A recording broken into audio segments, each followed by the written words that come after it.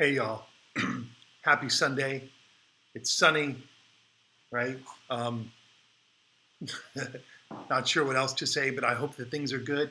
I am just checking in because I've had a number of things on my mind that I've been sort of chewing over as I've been reading your submissions for the week. But there are two discrete subjects, two of three, that I want to sort of lay on you in the next 10 or 12 minutes. Um, the first of which is fairly small, the second of which is larger and more difficult to grasp, probably, in a single viewing. So, poor you, I'm going to recommend that you watch this more than once. And worse than that, I'm going to recommend that you take notes.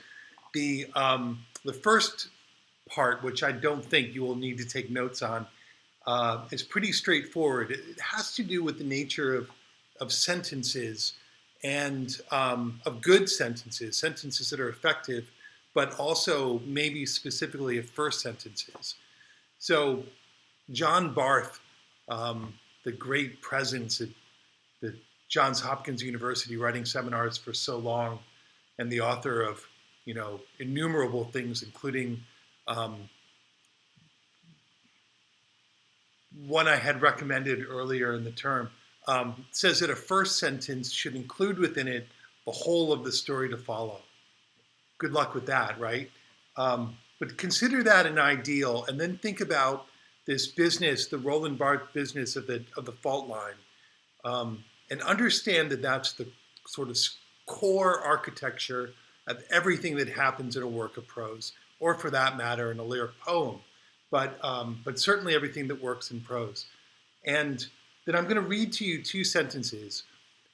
These happen to be first sentences, but they illustrate the point that I'm going to make afterward pretty effectively. So here's the first of them, and these are both from a new collection of short stories by a writer named Claire Sestanovich. The book is called Objects of Desire, and they're terrific pieces. She's bright and witty, and what she's doing structurally, by and large, is a matter I'll return to in a moment. But so here are these two first sentences.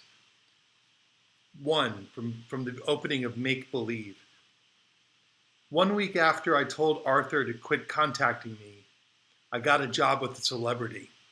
So 1 week after I told Arthur to quit contacting me, I got a job with a celebrity.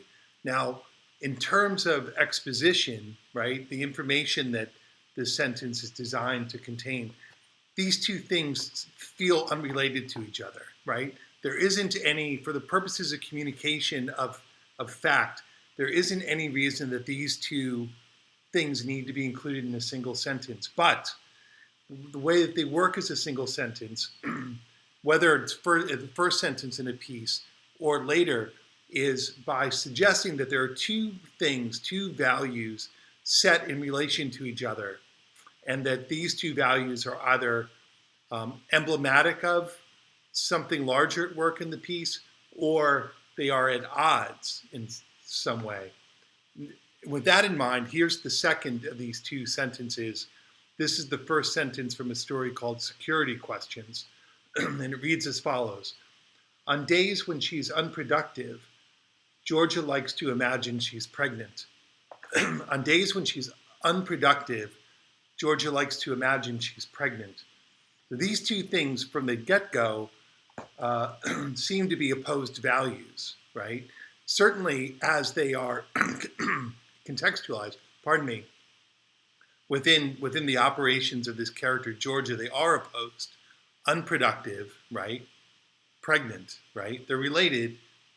Productivity to be at one end and pregnancy at the other, and the story then has promised to work out the opposition of this pairing, as in Make Believe, that I told Arthur to quit contacting me, is opposed to took work with a celebrity, and the story is going to work out this opposition, the tension between these two values.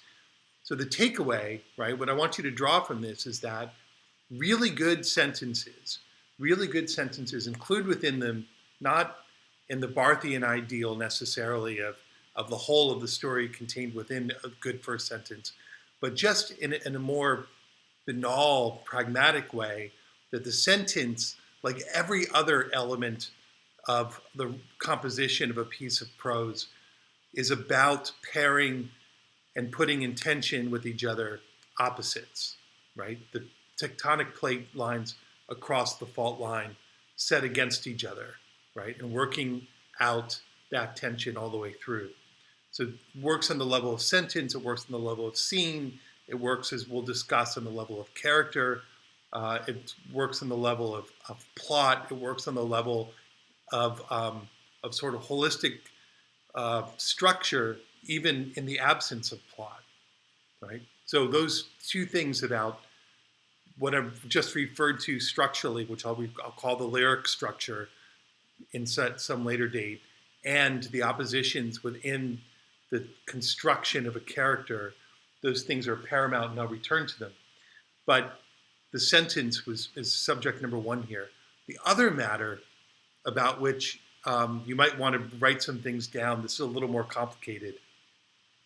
The subject is, I'm going to refer to as ideological details.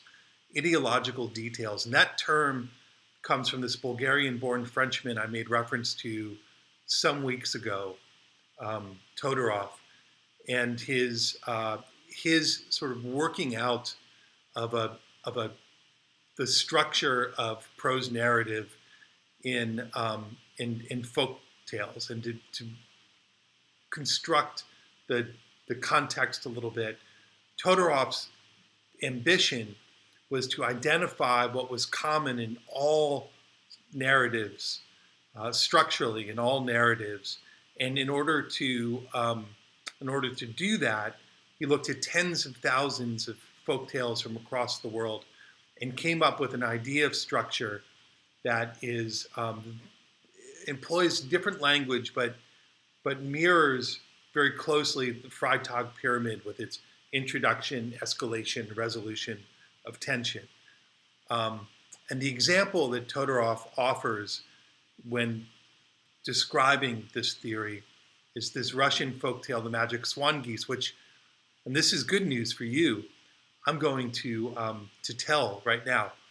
So the story of the Magic Swan Geese goes as follows. There's a family, a peasant family, living in Russia, I think, but that's not really material. And so there's a father, a mother, a brother, and a sister. And on this particular day, the day that the story takes place, the mother and the father are taking their vegetables to market. And they leave the sister, who's older, in charge of the brother, the younger brother, with the instructions, don't let anything happen to your brother. And so there's the promise, right, that something's going to happen to the brother. And sure enough, and you all know this, you've lived it one way or another, as soon as the parents leave and are on their way to market, the magic swan geese come along and snatch the younger brother and take him yonder. And the sister, in a panic, runs out after him, and intent on bringing him back and not getting in trouble for permitting something to happen to him. And as she's running sort of through the backyard into the field, she comes across as one does, a fruit tree. And she says to the fruit tree, "Will you help me find and bring my brother back?" And the fruit tree says, "I kind of can't be bothered, but sure, on the condition that you eat the fruit from my branches." So the daughter looks up into the branches and sees this withered, shriveled fruit, and passes. No thank you, and moves on. And she comes next to a cast iron stove. I hope I haven't told you this story already, but it bears repeating, right? Arrives at this cast iron stove and asks the cast iron stove, "Will you help me find and retrieve my brother?" And the cast iron stove says, "Ordinarily, not so much. I can't be bothered with these things, but I will for you on the condition that you eat from the baked good inside me." And so she opens up the oven door and looks in, and there's this moldy, you know, horrible looking fruit tart that may have been made from the withered fruit of the fruit tree. But in any event, she's not going to eat it, and she says so, and she moves on. And then she comes, as one does, to a river or a stream. Let's call it a stream. That makes more sense. And asks the stream, "Will you help me find and retrieve my brother?" And the stream says, as streams are prone to do, "Sure, but first you must drink from my waters." And and she looks at it, and of course it's turgid and brown and filled with insects, let's say, and she refuses to drink it. And at that moment, as happens, she spies in the distance of the field the magic swan geese circling, and she thinks, well, that's where my brother is, and she runs toward the scene, and there, sure enough, is her brother, and she grabs the brother and is racing back home, and she comes now in reverse order, right, to the stream, and then the cast iron stove, and then the fruit tree, and she's asked for help, and she's met with the same conditions, but this time, right, in order, in reverse order, she accepts the conditions, and each time she's offered some sort of help, and she arrives at home just before the parents arrive, and happiness, right, is equilibrium is reestablished. So Todorov says, here are the things to know about structure, but what are the other parts of the story, right? How do we know, for example, what the story is about? And he points to this, it's his term, ideological details, but he points to the repetition, right? The motif of the daughter asking for help along the way. She does it 6 times. 3 times she refuses the condition that would grant her the help, and 3 times she accepts the condition and receives the help. So this repetition is how we know what the story is about. And so one of the things to track, to sort of pull this together, are those details that you're including in your own work. And we do this instinctively. And if we're not doing it instinctively, maybe it helps to sort of know that this is one of the ways that your story communicates, and you can build in these ideological details.